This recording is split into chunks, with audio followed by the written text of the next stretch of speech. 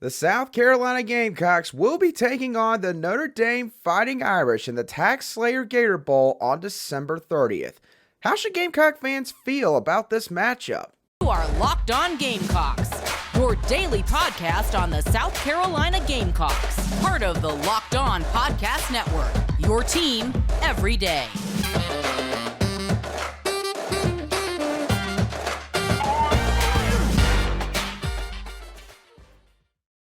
Hello, Gamecock Nation, and welcome back to the Locked On Gamecocks podcast, your show for daily headlines and potential storylines on your favorite South Carolina Gamecock sports teams.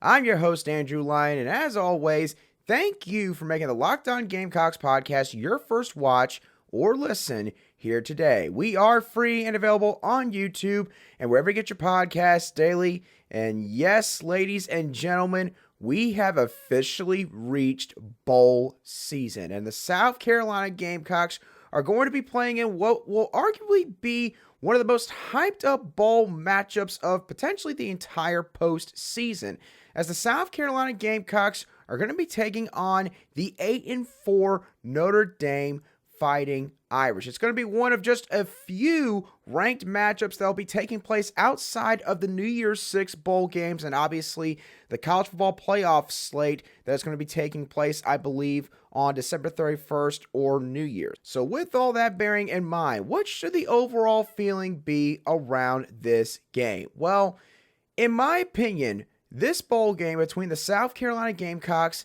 and the Notre Dame Fighting Irish will be a great opportunity for South Carolina to continue to grow their national perception by knocking off another national brand in Notre Dame.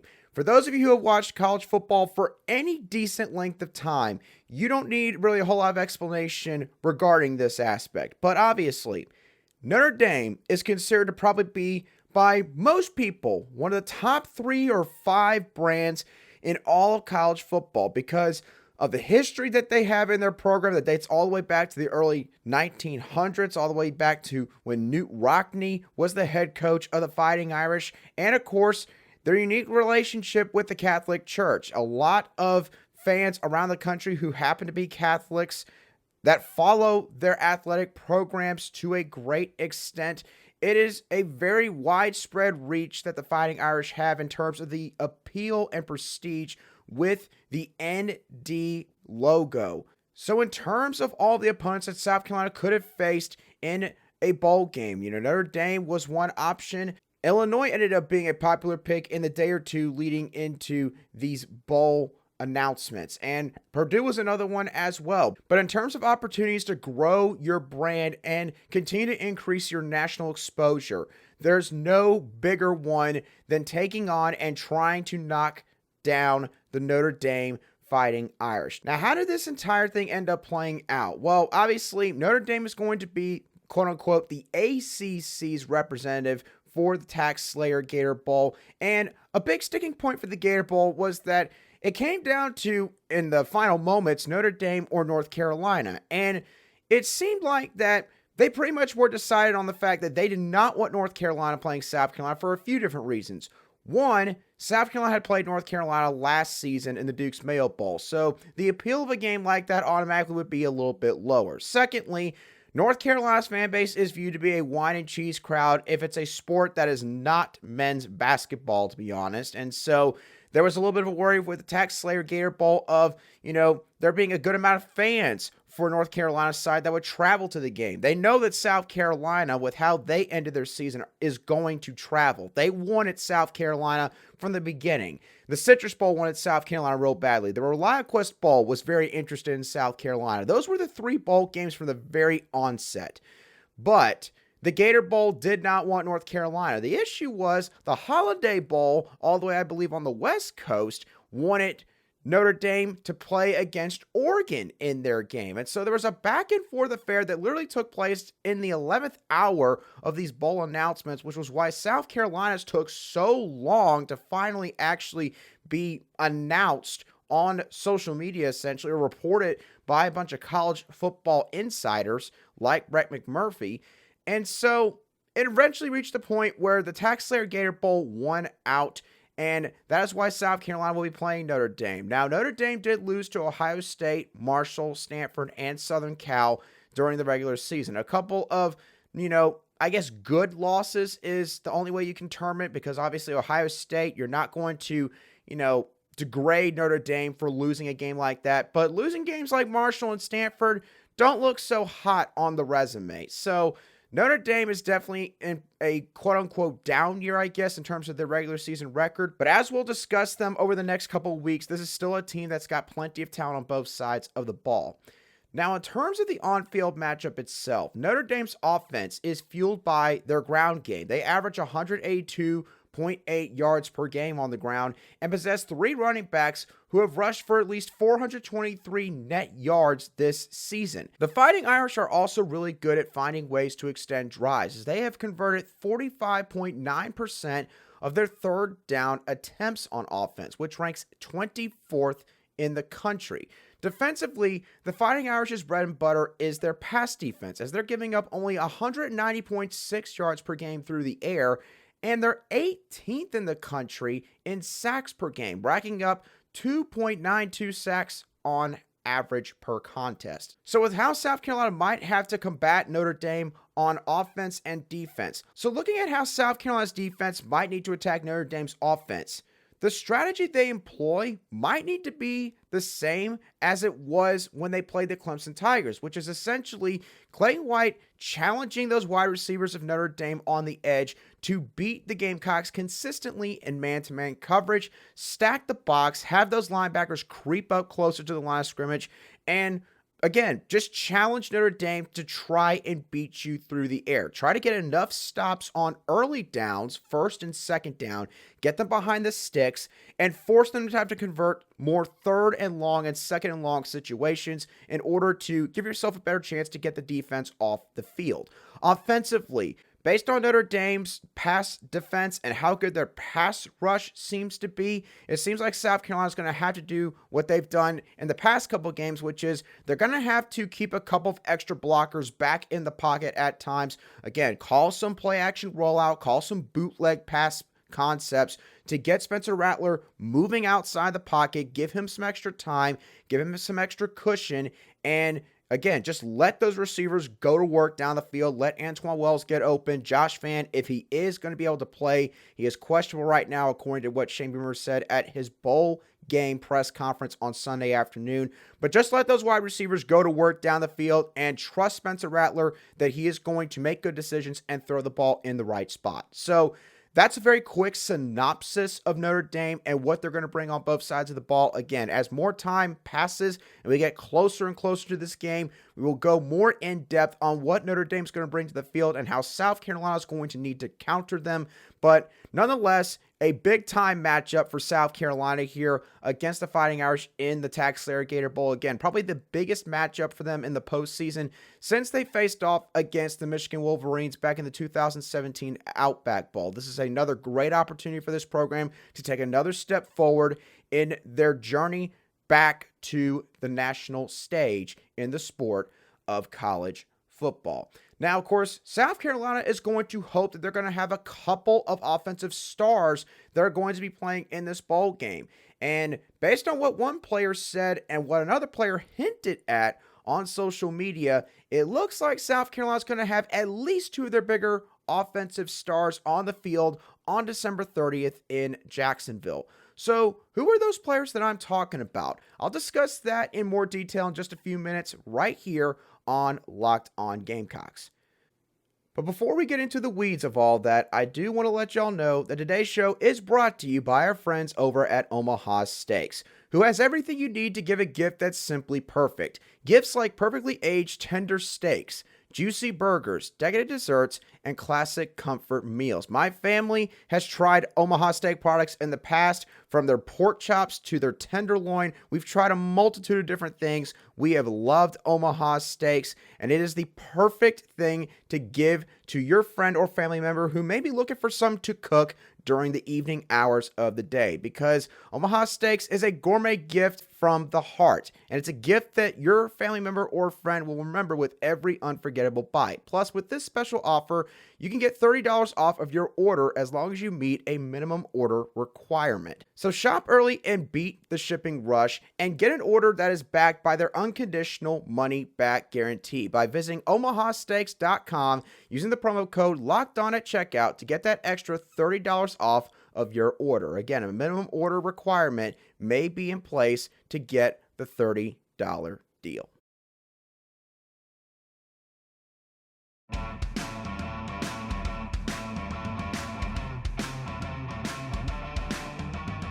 Welcome back to this Monday edition of the Locked On Gamecocks podcast, where we cover your South Carolina Gamecocks every single day. Thank y'all once again for making Locked On Gamecocks your first listen today. Now, for your next listen, I would like for y'all to go check out the Locked On Sports Today podcast, where the biggest stories of the day, plus instant reactions, big game recaps, and the take of the day all take place. The Locked On Sports Today podcast is available on the Odyssey app, YouTube, and wherever you get your audio podcasts daily. All right, so continuing our discussion surrounding South Carolina's bowl matchup against the Notre Dame Fighting Irish. Obviously, a couple of big storylines regarding South Carolina's end has been the possibility of a couple of offensive players maybe playing in the bowl game or foregoing the bowl game in order to prepare themselves for the NFL draft. And there's a few different players that fit this conversation. Guys like Spencer Rattler, Antwane Juice Wells, Jaheim Bell, Marshawn Lloyd,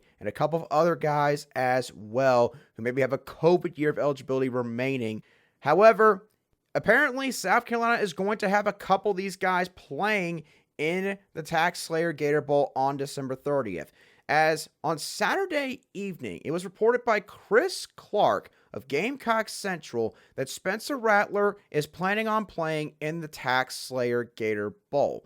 Now, Spencer Rattler's quote that he gave to Chris Clark while attending the Garnet Trust event, which is a collective that is associated with Gamecock Central. They did this whole thing where I think they basically did a watch party of the SEC championship game.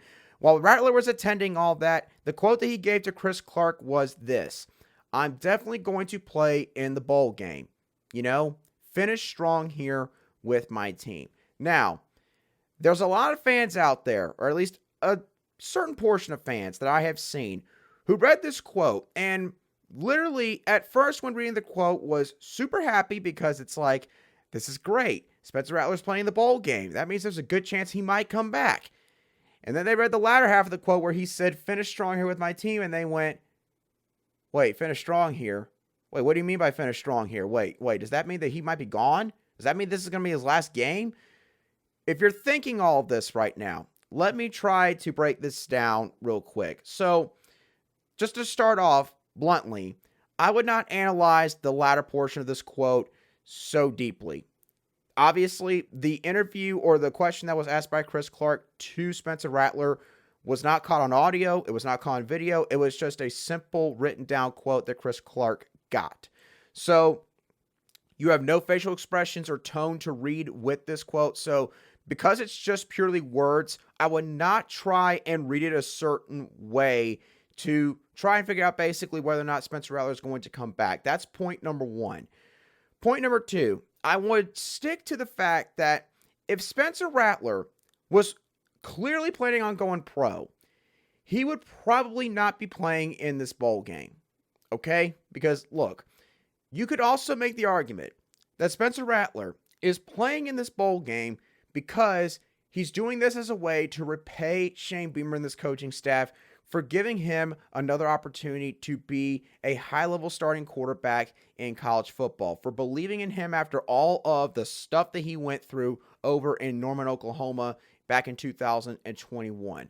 That could definitely be the case as well. But my point is this: the door for Spencer Rattler to come back is still open. I think that it is very clear at this point that Spencer Rattler has not made a final decision.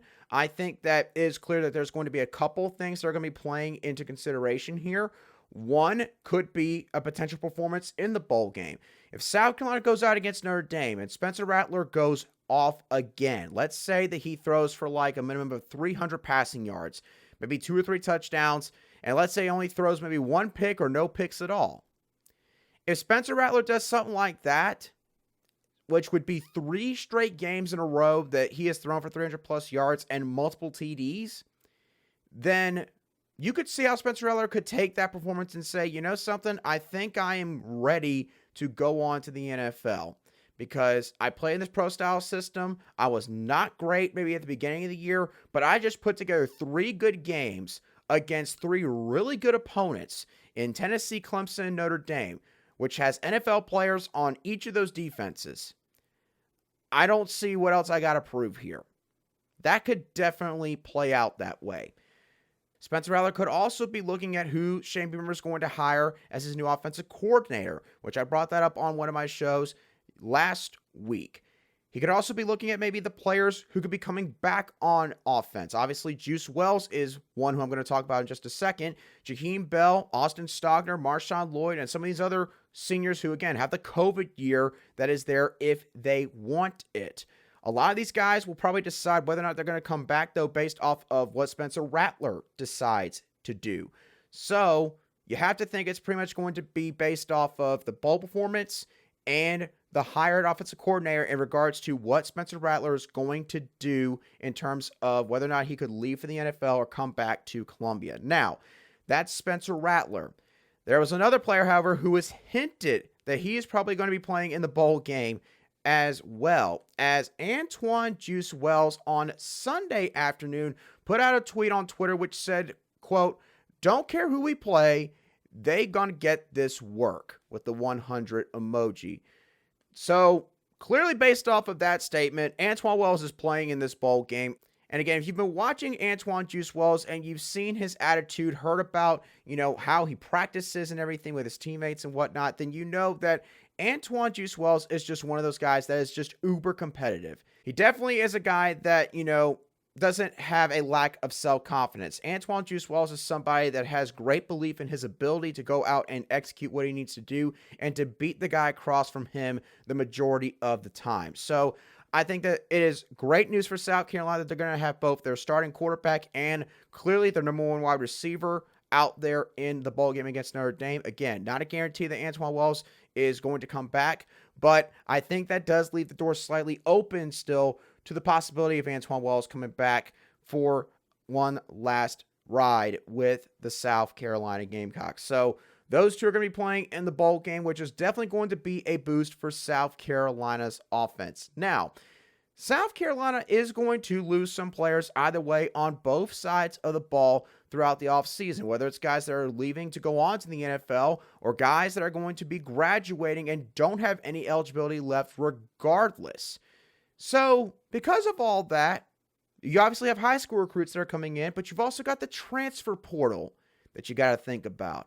And the transfer portal is opening officially today, the first window that is, and it's going to be open for the next 2 weeks, and it is going to be a wild bonanza of events that is going to transpire based on all the guys who have already entered the portal and what all could happen from this day forward. So, who could South Carolina target? What could their wish list be in terms of positions that they would like to get a player for next year's squad?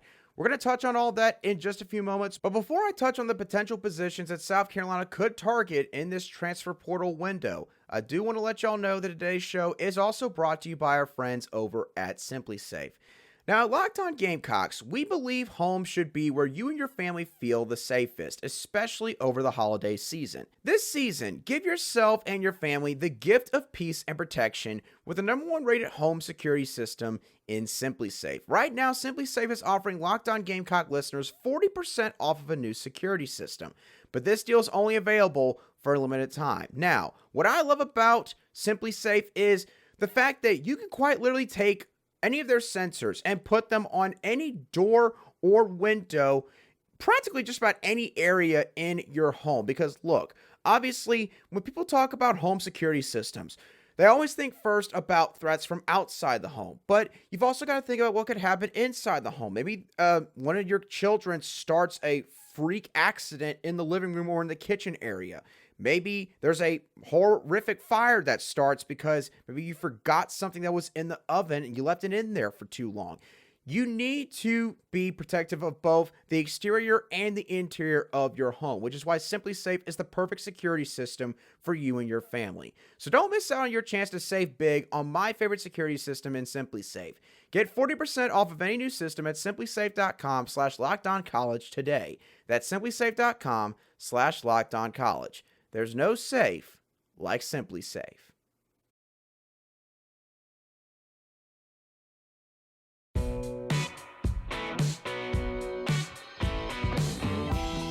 Welcome back to today's edition of the Locked On Gamecocks podcast, where we cover your team every single day in just 30 minutes. Okay, so let's get on to a potential transfer portal wish list that the South Carolina Gamecocks might have this offseason. Starting off with the offensive side of the ball, the first position that sticks out in my eyes is the center position. The Gamecocks are losing center Eric Douglas, who has exhausted all of his eligibility up to this point. The bowl game will be his final game as a South Carolina Gamecock.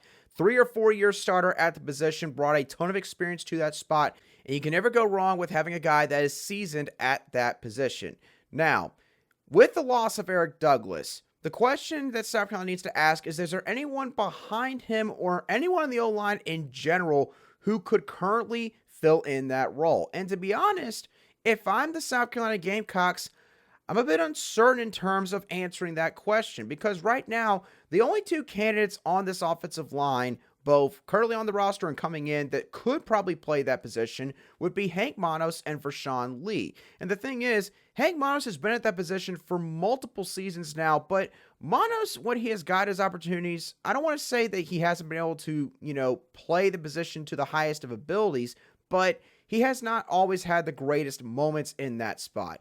And being the center, especially in a more pro-style offense, is a lot to ask. So I don't know if Hank Manos could necessarily do it. And for Sean Lee, he's never really played at this position either. I think for Sean Lee, may have gotten some emergency snaps there once or twice in his career, but for the most part, he has been playing left guard or right guard. So could you see for Sean Lee maybe slide over to the center position over the off season? Sure, you could, but again, it's different when you're playing the center position relative to the left guard or right guard position. There's a lot more responsibilities on your plate, a lot more communication that is required at that spot, a lot more pre-snap reads that are involved at that spot. So, it's just kind of like the backup quarterback in a sense. It's one thing when you don't have to worry about all those responsibilities and you can just sort of be the backup and sit back and watch someone else do it. But it's different when you're actually put in that spot.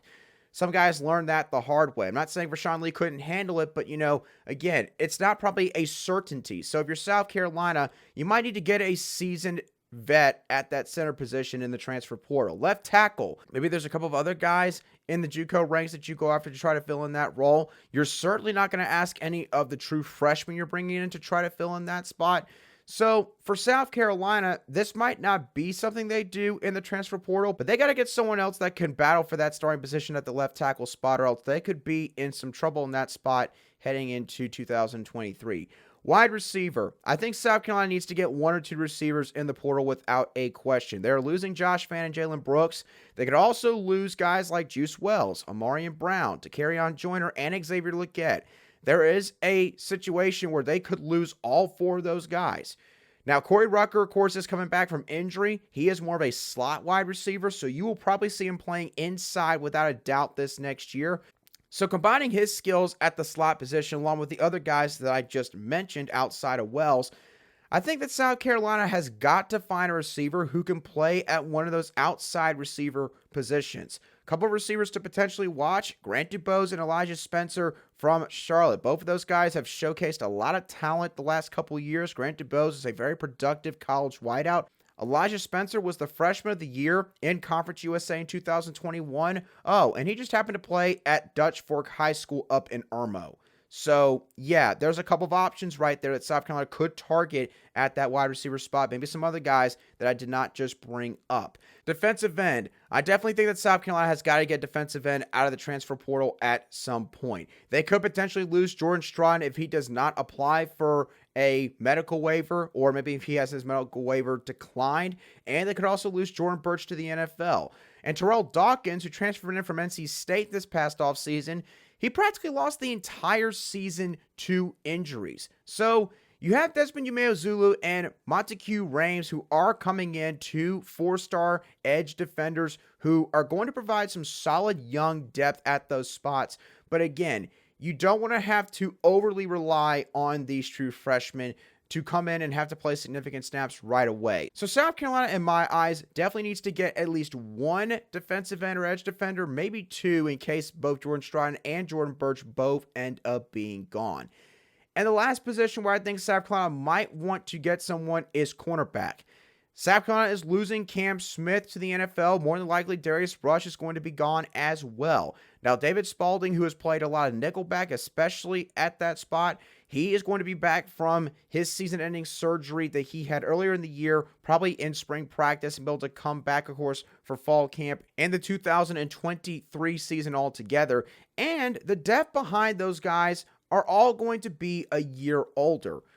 But South Carolina, realistically speaking, I think that they need another veteran outside cornerback who can handle running some man coverage in Clayton White's defensive scheme so as to keep some continuity there in the starting lineup and not see too much of a significant drop-off. So if I'm South Carolina, I will probably think about going into the transfer portal at this position as well to at least, again, just get one cornerback to fill in one of those starting outside corner spots. But with all that being said, that's going to do it for today's show of the Locked On Gamecocks podcast. I hope that y'all thoroughly enjoyed today's show. As always, what are y'all's thoughts on what position South Carolina should target in the transfer portal while the first window is open? What are your thoughts on the TaxSlayer Gator Bowl matchup between the Gamecocks and the Notre Dame Fighting Irish? And also, do you think that Antwane Wells is going to come back this next season? What are your opinions on all of those matters? Let me know down below in the comments section if you're watching today's show on YouTube, or you can shoot me a message at @aline_SC on Twitter, and I'll respond to your message as quickly as I see it. Once again, don't forget to make the Locked On Sports Today podcast your second listen now that you have listened to the Locked On Gamecocks podcast. Thank y'all once again for tuning into today's show. I hope that y'all have a great rest of your Monday and a good start to the work week, and I'll catch y'all on the next show of the Locked On Gamecocks podcast.